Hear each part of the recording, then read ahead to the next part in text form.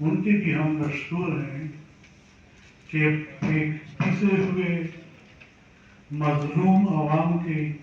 غریب علاقے سے تعلق رکھنے والے زعماء کے سامنے وہ موجود ہے، اور ہم امید کرتے ہیں کہ ہماری یہ فریاد جو آج ہم آپ کے سامنے پیش کر رہے ہیں مقتدر قوت کو بہترین طریقے سے پہنچ جائے گا۔ میں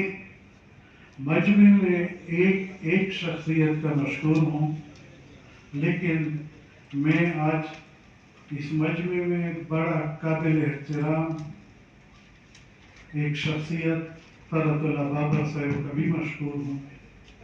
کہ وہ ہمیشہ ہیومن رائٹس اور پختونوں کی جدوجہد پورے پاکستان میں مظلوموں کی جدوجہد میں پیش رہتے ہیں، بنوں کے عوام اس کے بھی مشہور ہے۔ میں بنیادی طور پر شاید یہ لکھا ہوا پریس کانفرنس نہ پڑھتا،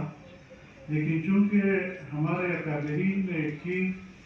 ڈیسائیڈ کی ہوئی ہے کہ یہی چیز آپ کے سامنے ہم پیش کریں گے، ہاں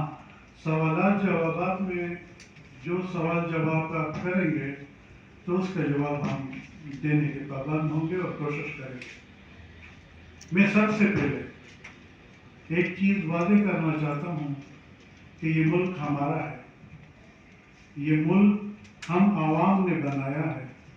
یہ ملک ہم نے ووٹ اور نظریے پہ بنایا ہے۔ اس ملک کے لیے لاکھوں لوگوں نے قربانیاں دی ہے، اور یہ ملک اگر ہمارا ہے تو ہر علاقہ، ہر وطن، ہر گاؤں، ہر کسی کو اپنا گاؤں بہت عزیز ہے۔ ہم اسلام آباد میں رہنے والے اگر بنوں کے متعلق سنیں کہ وہاں پہ 157 بندے ہمارے شہید ہو گئے، 75 بندے شہید ہو گئے، تو لامحالہ کوئی ہمارا وہاں پہ بھائی ہوگا، یا کوئی ہماری بہن ہوگی، یا ہمارا کوئی بیٹا ہوگا، یا ہمارا باپ ہوگا۔ ہم آرام سے یہاں پہ نہیں رہ سکتے، اور ملک میں بدنامی ہو، کسی شہر میں بدامنی ہو، اور ہم یہ سوچیں کہ ہم سکھ کی نیند سوئیں گے، تو یہ بہت مشکل بات ہے، سب کے لیے لمحہ بکھری ہے۔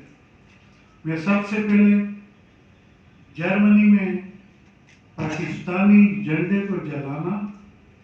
وہاں کے ایمبیسی پہ حملے کرنے کا پورے بنو قوم پختونوں کی طرف سے سخت ترین الفاظ میں مذمت کرتا ہوں، اور میں بڑے اس کے ساتھ کہتا ہوں کہ بعض لوگ احسان فراموش ہوتے ہیں۔